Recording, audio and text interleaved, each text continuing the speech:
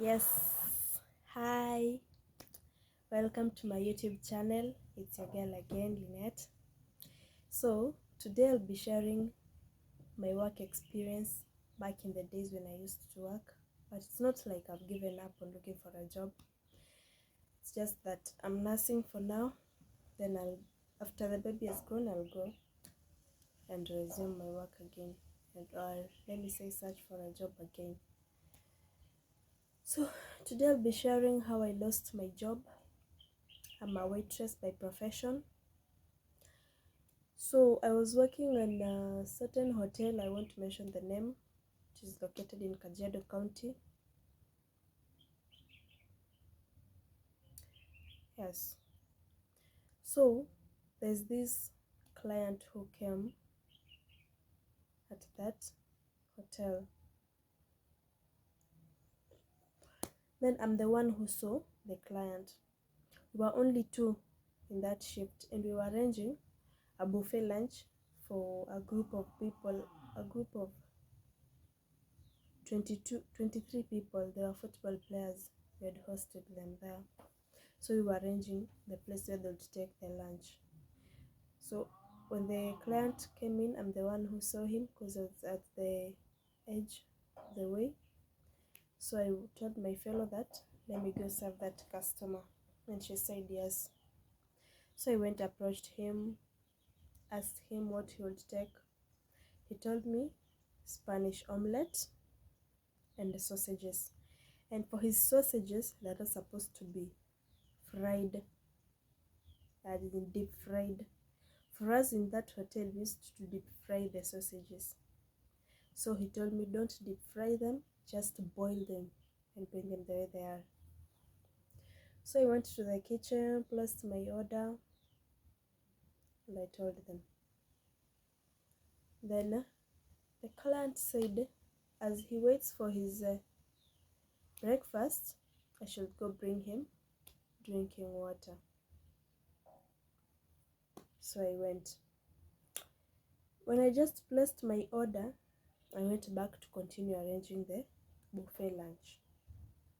Then I forgot that I was sent drinking water. I went and continued.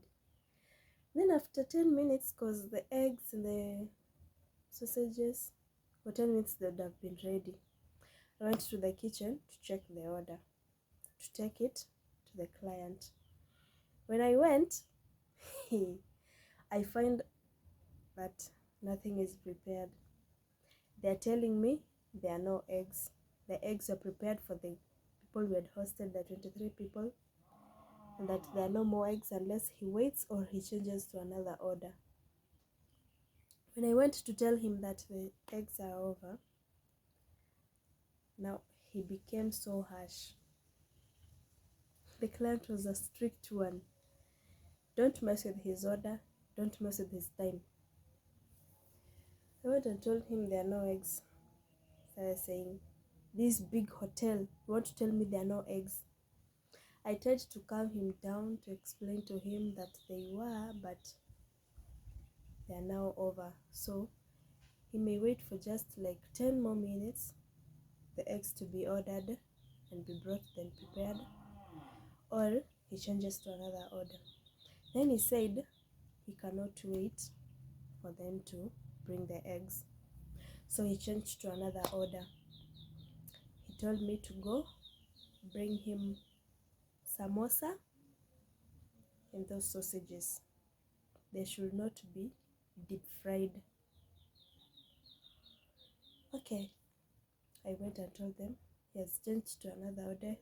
He wants samosa with sausages and tea.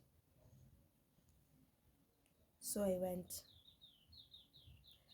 went again and started prepared. No, as I was waiting, I was going to prepare the buffet lunch again, because we were only two and one person could not handle to drag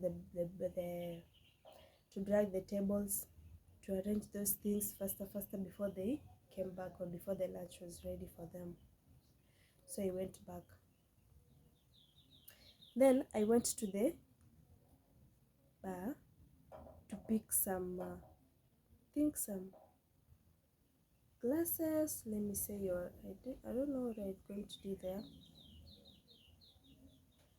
Then no, I had remembered that client sent me some water, so I went to the bar to pick that water. Then he found me there and he said, I sent you water, where is it? I told him, sorry, I have forgotten, but I'm bringing it right away. For him, he didn't hear the word sorry, he just heard, I forgot. Then he was so furious. Okay, he came and I would put a tray on the table to put water there. I first put there that water. Then I went to the shelf to take a glass. When I was bringing the glass, he had already taken the water in his hands. So I left him. When I put the glass on the tray again, he took the glass. So I just left him to take the water. That was over. He went back to sit. Now, when I went again to the kitchen, and they told me that I should wait a little bit. His breakfast is being prepared. Then I went back to him. When I went to tell him, he was so angry that he couldn't even want to listen to me. He said, go and call me another waiter to serve me, because it's like you are assuming me, you don't want to serve me, it's like I'm forcing you. I tried to apologize to him that sorry, I forgot the water and so, but he couldn't listen to me. So I had no choice. I went and called another waiter. But before I could go and call another waiter, he asked me who my supervisor was. But at that time, my supervisor was not around. And that client was busy on phone the first time I answered him. I told him, our supervisor is not around. Then he did not hear. He asked me again, who is your supervisor? He said, my supervisor is not around. And who is your manager? I told him the manager's name.